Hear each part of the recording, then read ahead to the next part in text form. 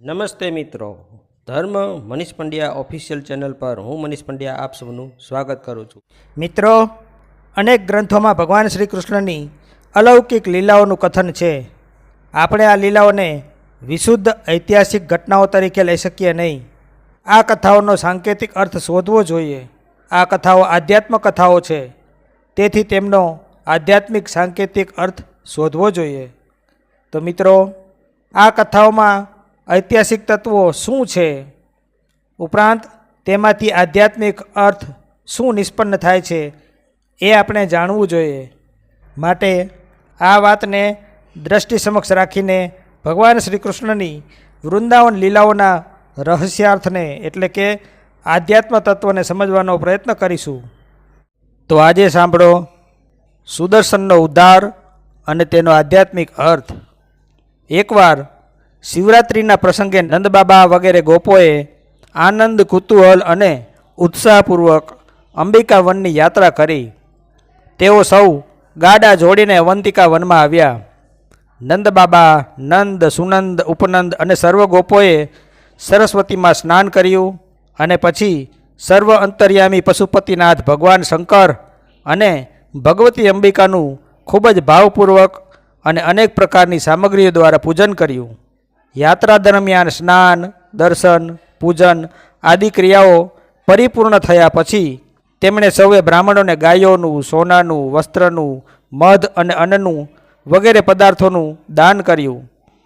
તેમણે બ્રાહ્મણોને પણ પ્રેમપૂર્વક ભોજન કરાવ્યું. દેવાધિદેવ ભગવાન શંકર અને ભગવતી અંબિકાની પ્રસન્નતા જ તેમનું સાધ્ય હતી. યાત્રાના નિયમ પ્રમાણે સર્વ ગોપોએ તે દિવસે ઉપવાસ કર્યો હતો. તેથી તેઓ સૌ માત્ર જળ પીને રાત્રે સરસ્વતી નદીના કિનારે જ નિશ્ચિંત બનીને સૂઈ ગયા. અંબિકા વનમાં એક મોટો અજગર રહેતો હતો. તે દિવસે તે ખૂબ જ ભૂખ્યો પણ હતો અને દેવ ઈચ્છાથી તે જે સ્થાન પર ગોપો સૂતા હતા તે સ્થાનમાં આવી ચડ્યો. તે અજગર ધીમે ધીમે ચાલતો ચાલતો નંદબાબા પાસે પહોંચ્યો અને તેણે સૂતેલા નંદબાબાને પકડી લીધા. અજગરની પકડમાં આવતા જ નંદબાબા જાગૃત થઈ ગયા અને બૂમો પાડવા લાગ્યા. નંદબાબા શ્રી કૃષ્ણને ઉદ્દેશીને કહેવા લાગ્યા, બેટા કૃષ્ણ, દોડો દોડો, આ જુઓ, અજગર મને ગળી રહ્યો છે. આવો અને મને આ સંકટમાંથી છોડાવો, હું તમારા શરણમાં છું. નંદબાબાની આ પ્રકારની આર્તવાણી સાંભળીને બધા જ ગોપો તરત જ જાગૃત થયા અને દોડીને નંદબાબા પાસે આવ્યા. નંદબાબાને અજગરના મુખમાં જોઈને તેઓ સૌ ગભરાઈ ગયા. તેઓ સૌ સળગતી લાકડીઓ લઈને અજગરને તેનાથી મારવા લાગ્યા. તેમ છતાં અજગરે નંદબાબાને છોડ્યા નહીં. આ સમય દરમિયાન ભક્તવત્સલ ભગવાન શ્રી કૃષ્ણ ત્યાં આવી પહોંચ્યા. ભગવાને પોતાના ચરણોથી અજગરને સ્પર્શ કર્યો.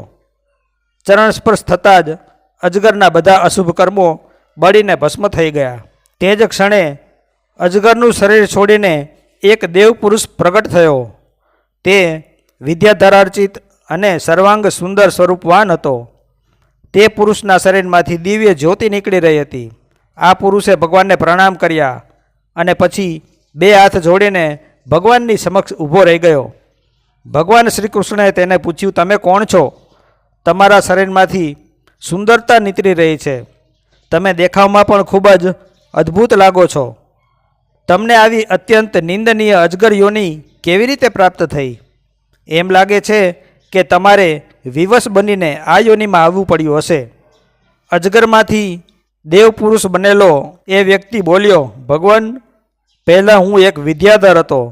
મારું નામ સુદર્શન હતું. હું સુંદર તો હતો જ અને મારી પાસે ધન પણ ખૂબ જ હતું. હું વિમાનમાં બેસીને અત્ર તત્ર સર્વત્ર યથા ઈચ્છા પ્રમાણે વિહરણ કરતો હતો. એક દિવસ અંગીરા ગોત્રના કુરૂપ ઋષિઓના મને દર્શન થયા. મારા સૌંદર્યના ઘમંડથી મેં તેમની હાંસી ઉડાવી. મારા આ અપરાધથી ક્રોધિત થઈને તે લોકોએ મને અજગર યોનિમાં જવાનો શાપ આપ્યો. આ મારા અપરાધનું ફળ છે. તે કૃપાળુ ઋષિઓનો શાપ પણ મારા માટે અનુગ્રહ સમાન થયો છે, કારણ કે તેમના જ પ્રભાવથી આજે મને સચરાચરના ગુરુ આપ પ્રભુનો ચરણ સ્પર્શ થયો છે. તેથી મારા સર્વ અશુભ નષ્ટ થઈ ગયા છે. સમસ્ત પાપોનો નાશ કરનાર પ્રભુ, જે લોકો જન્મ મૃત્યુરૂપ સંસારથી ભયભીત બનીને આપના ચરણોનું શરણ ગ્રહણ કરે છે તેમને આપ સમસ્ત ભયથી મુક્ત કરી દો છો. હવે આપના ચરણોના સ્પર્શથી શાપમાંથી મુક્ત થઈ ગયો છું. હવે હું મારા લોકમાં જવાની અનુમતિ માગું છું.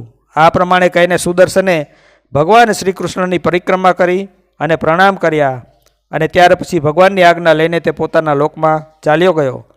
નંદ બાબા એક મોટા સંકટમાંથી મુક્ત થયા. વ્રજવાસીઓએ ભગવાન શ્રી કૃષ્ણનો અદ્ભુત પ્રભાવ જોયો.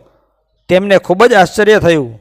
સર્વ ગોપોએ યાત્રાના જે નિયમો ધારણ કર્યા હતા તે સર્વ પરિપૂર્ણ કરીને તેઓ સૌ આદરથી અને પ્રેમપૂર્વક ભગવાન શ્રી કૃષ્ણની લીલાનું ગાન કરતાં કરતાં ફરી વ્રજમાં પહોંચી ગયા.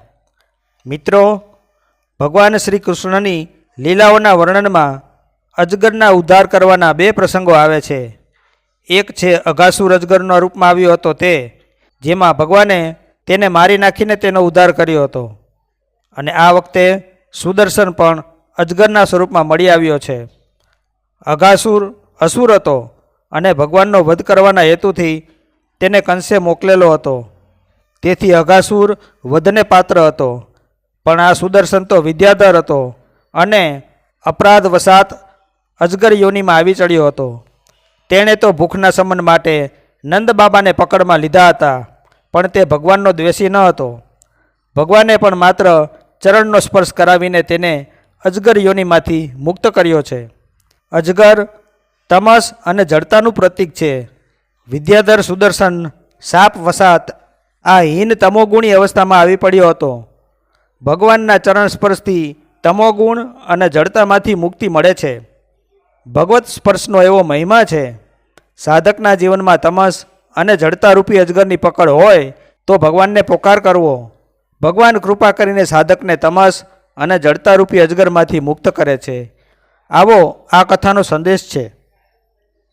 તો મિત્રો, જો આપને આવા વિડીયો પસંદ હોય, આપને આવી ધાર્મિક વાર્તાઓ પ્રસંગો સાંભળવા ગમતા હોય તો આ ચેનલને લાઇક, શેર અને સબસ્ક્રાઈબ કરજો. ધન્યવાદ.